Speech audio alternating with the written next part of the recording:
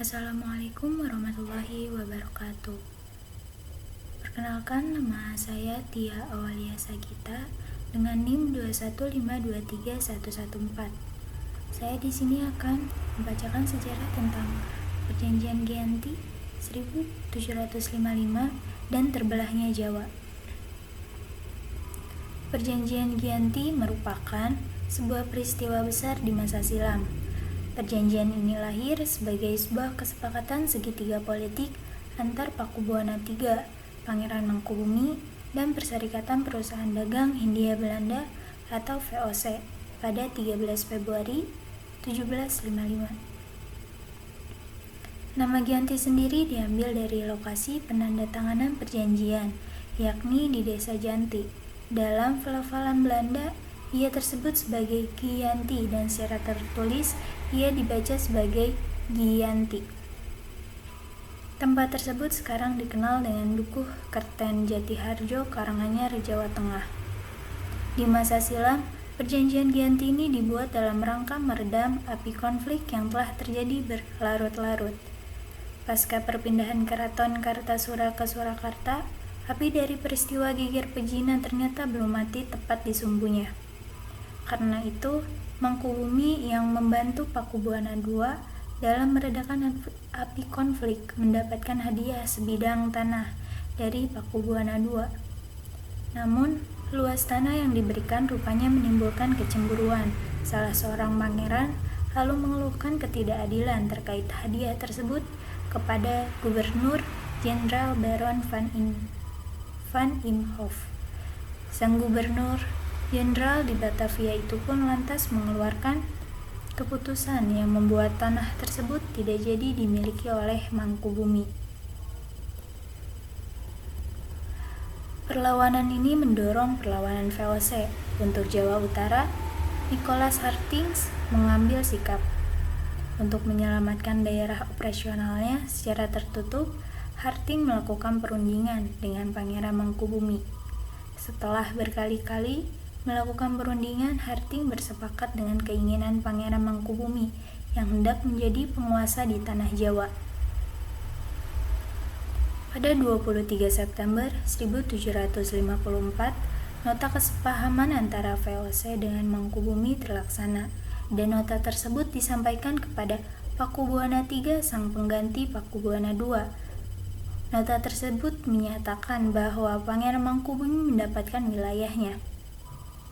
Pada 4 November 1754, Mangkubuwana III menyatakan persetujuannya terhadap hasil perundingan Gubernur Jawa Utara dengan Mangkubumi tersebut.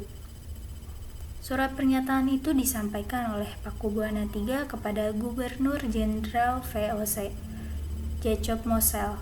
Kesepakatan ini mendorong kesepakatan sebuah perjanjian besar yang ditandatangani di Desa Giyanti. Beberapa kilometer di sebelah timur Surakarta, penandatanganan perjanjian Giyanti ini menjalani pangkal dari terbelahnya tanah Jawa menjadi dua bagian atau yang dikenal dengan istilah Palihan Nagari. Hal ini menjadi awal mula naik tahtanya Mangkubumi di Yogyakarta sebagai Sri Sultan Hamengkubuwono I dengan gelar Senopati Ingalogo Sayyidin Panogomo Khalifatullah. Sejak ditandatangani perjanjian tersebut pada 13 Februari 1755. Proses pembagian wilayah dan juga aspek-aspek lain seperti bahasa mengalami proses panjang yang berjalan seiring waktu. Perjanjian Giyanti yang tidak merinci pembagian wilayah pada gilirannya menimbulkan rentetan-rentetan peristiwa. Sementara itu, pasca perjanjian Giyanti, Raden Masaid atau Pangeran Sambernyawa yang dahulu membantu Mangkubumi masih terus melakukan pemberontakan. Seperti halnya Mangkubumi, Pangeran Sambernyawa yang juga merupakan Trapakubuwana turut menuntut hak sebagai penguasa wilayah. Dalam gerakannya, pada Oktober 1755, Pangeran Sambernyawa berhasil mengalahkan satu kelompok pasukan VOC. Kemudian, pada Februari 1756, Ia juga hampir membakar keraton yang baru didirikan di Yogyakarta. Setelah perang bertahun-tahun, VOC akhirnya menyudahinya dengan penandatanganan Perjanjian Salatiga pada 1757. Perjanjian ini membuat tanah Jawa kembali terbagi. Pada perjanjian ini disepakati bahwa Pangeran Sambernyawa mendapat sebagian dari wilayah Kasunanan Surakarta dengan wilayah kekuasaan yang dikenang sebagai Kadipaten Mangkunegaran.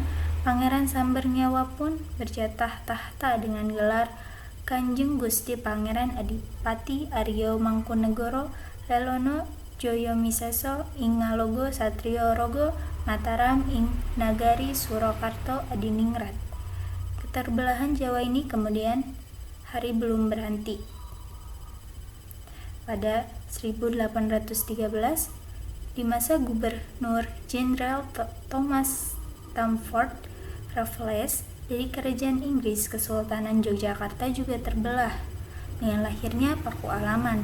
Dengan demikian, tanah Jawa kemudian memiliki 4 wilayah pemerintahan, masing-masing pun dengan perbedaan model dan orientasi politik. Hal ini pun mengantarkan Jawa pada rupa yang beragam. Dinamika politik yang digerakkan oleh angin revolusi pada masa pertengahan 1940-an membuat masing-masing memiliki nasib yang berbeda. Hal ini berujung pada perbedaan status hingga hari. Di masa Republik Indonesia, Kesunanan Surakarta dan Kadipaten Mangkunegaran sebagai situs cagar budaya, sementara wilayah Yogyakarta yang di dalamnya juga terdapat Paku Alaman menjadi daerah istimewa. Terima kasih, sekian dari saya. Wassalamualaikum warahmatullahi wabarakatuh.